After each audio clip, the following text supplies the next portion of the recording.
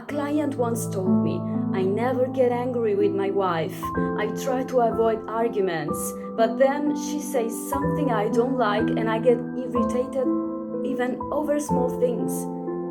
As a result, I experience disproportionate reactions, a feeling of being disrespected. In my body, I notice rapid heartbeat, sudden heat, tension, stiff neck, recurring gastritis, trembling hands. He says, that's just how I am. What he doesn't realize is that this is accumulated anger that has never been acknowledged or validated. A client once told me, if my partner is nervous, I immediately think it's my fault. I can't say what I really think. I'm afraid that he will pull away, so I always try to fix everything. In the relationship, I overload myself. I don't set boundaries. I am overly tolerant. I constantly adapt. In my body, I feel chronic fatigue, a knot in my stomach, chest tightness, tension, headaches. She says, they've always told me I am too sensitive. What she doesn't know is that she behaves this way because of unresolved guilt that has become chronic. A client once told me, with my partner, I can't really talk about what I feel. Sometimes I feel exaggerated, small, and not enough. In the relationship, I'm afraid to show vulnerability. I constantly compare myself to others and I feel inferior. In my body, it's as if I want to disappear. A lump in my throat, I feel closed posture.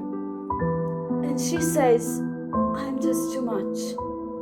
In reality, this is deep-rooted, unprocessed shame. A client once told me, when the relationship becomes serious, I shut down. I start finding flaws and pull away. In the relationship, I have fear of intimacy.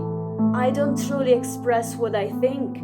I constant need for reassurance. Frequent conflicts because I am often suspicious.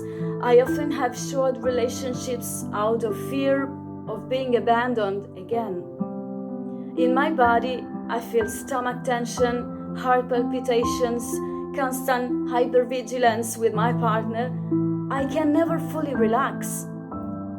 And he often says things like, even if I say what I think, nothing would change anyway. In reality, his nervous system is not used to feeling safe, and this has generated fear that has become chronic. A client once told me, I know this relationship makes me unhappy, but I can't leave. I'd rather quietly look for alternatives. In the relationship, I feel submission, withdrawal, emotional detachment, acceptance of devaluing behaviors. In the body, I feel persistent fatigue, a sense of being a burden.